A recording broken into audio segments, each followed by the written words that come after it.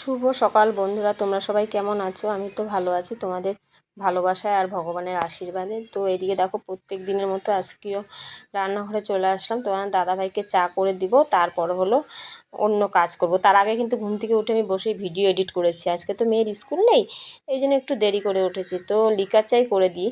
আর এদিকে দেখো, ওই যে কালকে এঁঠো থালা বাসনগুলো কিছুটা এখানে রয়েছে আর কিছুটা ডাইনিংয়ে রয়েছে। এখানে রয়েছে যে রান্নাঘরে বসে রান্নাবান্না করেছি সেই সমস্ত থালা বাসন, আর কিছুটা রয়েছে যে ডাইনিংয়ে। এবার ডাইনিংয়ে থালা বাসন সমস্ত কিছু একবারে কলপারে রেখে আসবো। জানলার ফাঁকগুলো এত ময়লা পড়ে, তোলাও যায় না, বিরক্ত লাগে। জানলাগুলো একটু মাঝে মাঝে না মুছলে হয় না। তখন আর ছেলে সে মোবাইল দেখছে। এখন রুটি করবো, ছেলে টিফিন নিয়ে যাবে না, খেয়ে যাবে। একটু দেরি করে উঠেছি, উঠে আবার ভিডিও এডিট করেছি। কারণ ঘুম থেকে উঠে আমার কাজ, কারণ দাদাকে চা করে দিচ্ছি, এগুলো সব মুখবো। ফ্রিজটা কালকে পরিষ্কার করবো, ফ্রিজটা প্রচুর নোংরা হয়ে গেছে,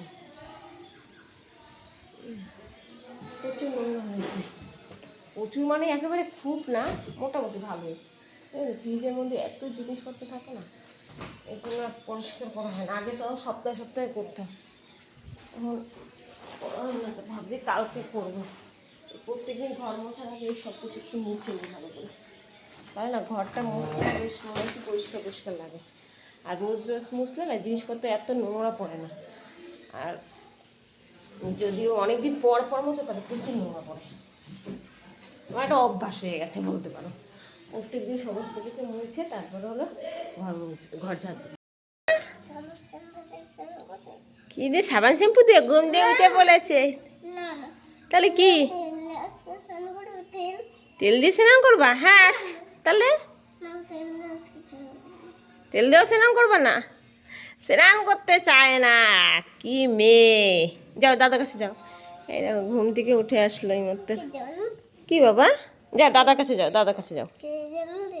আজকে তোমার রোজ বলবে ঘুম থেকে উঠে, মা আজকে জন্মদিন। না, 1 বছর পরে জন্মদিন। জন্মদিনে কি গিফট নেবা সেটা তো বললা না। কি নেবা? তাকাতে পারছে না, চোখ পিটপিট করছে। দেখো কি নেবা? ও ফুচকার স্টল দেবা। আর কি দেবে? বাবা দেখো জিভে জল। ফুচকার স্টল, আইসক্রিম, আর কি দেবো? বিস্কুটের স্টল দেবে, চায়ের স্টল দেবে, ফুচকার স্টল, বিস্কুটের স্টল, আর কি আইসক্রিমের স্টল, চা। বাবা এত কিছু! চা খাওয়াবি, কফি খাওয়াবি না? ওই যে দাদার কাছে তোতা পাখি একখানা। দেখি একটু মুখ ভ্যাসকা। ওই দেখো কিরকম মুখ ভ্যাসকাইতে পারে, আবার একটু ভেঙাছে। বাবা ভালোই তো ভেঙানো শিখেছি। কে শিখেছে এটা মুখ ভেঙানো? একাকে শিখে গেছিস? কি দেখে শিখেছিস? কি হয়েছে? কি দেখে শিখেছিস?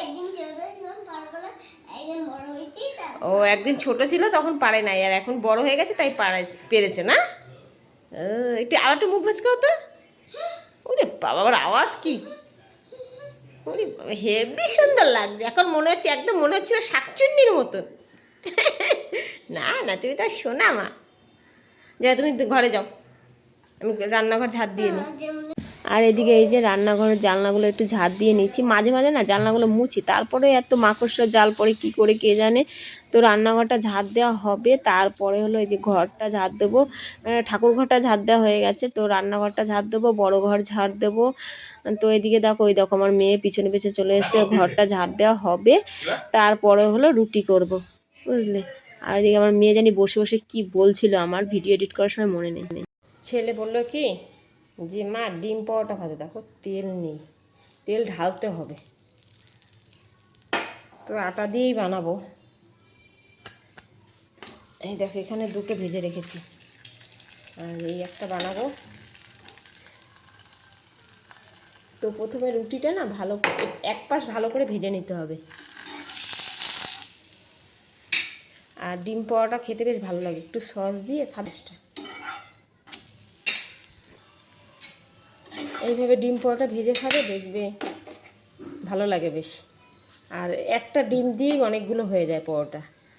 আমি এই নিয়ে 3টে ভাজছি, আরও এই দেখো এখানে কতখানি ডিম রয়েছে, আরও কয়েকটা হয়ে যাবে।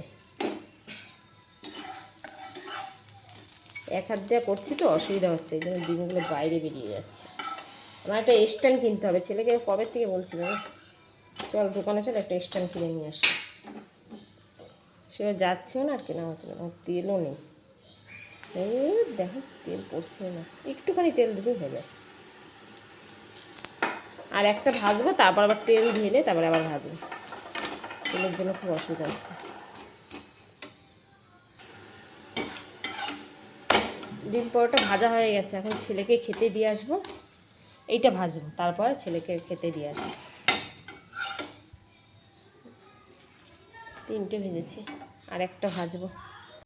এই দেখো এই বোতলটা একটু মেজে তারপর তেল ঢালবো, কারণ না গাটা না হালকা হালকা তেল নষ্ট হয়ে গেছে, তো ভাবলাম তেলটা ঢালার আগে বোতলটা মেজে ধুয়ে তারপর পরিষ্কার করে নিই গাটা, তাহলে ভালো হবে, তেল তেল থাকবে না গাটা।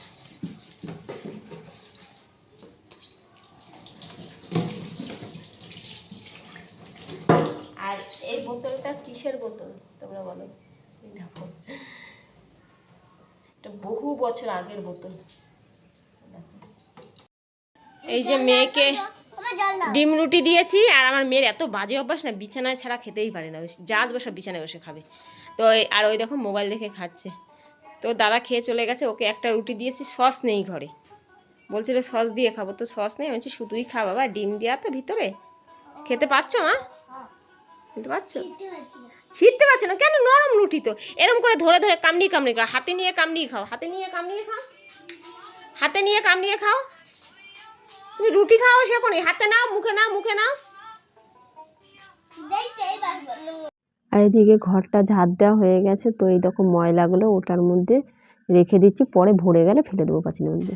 এ রূপম, এ রূপম, মাম্পুকে একটা কিনে দিবি কিন্তু, মাম্পুকে একটা দিবি, ঠিক আছে?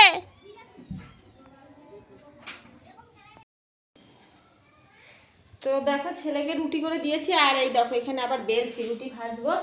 তো আমার দাদা ভাইকে করে দেবো, ডিমের ভুজিয়া করে দেবো আর রুটি করে দেবো, কারণ ঘরে না কোনো তরকারি নেই, কোনো তরকারি নেই। এই দেখো আমার ঝুড়ি, দেখো ঝুড়ি ফাঁকা, কালকে ঝুড়ি ধুয়ে রেখেছি, বিকালে বাজার করবে।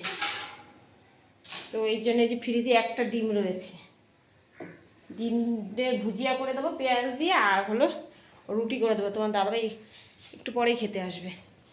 তোমার দাদাভাই এই মতো কাজের থেকে আসলো, খেয়ে আবার কাজে চলে যাবে কিন্তু।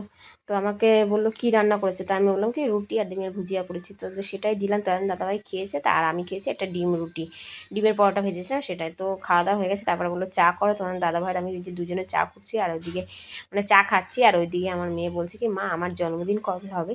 তো আমি বলছি কি তোর জন্মদিন এখনও দেরি আছে, ও হয়েছে মানে পৌষ মাসের 1 তারিখে, তো আমি বলছি কি দেরি আছে তোর জন্মদিন।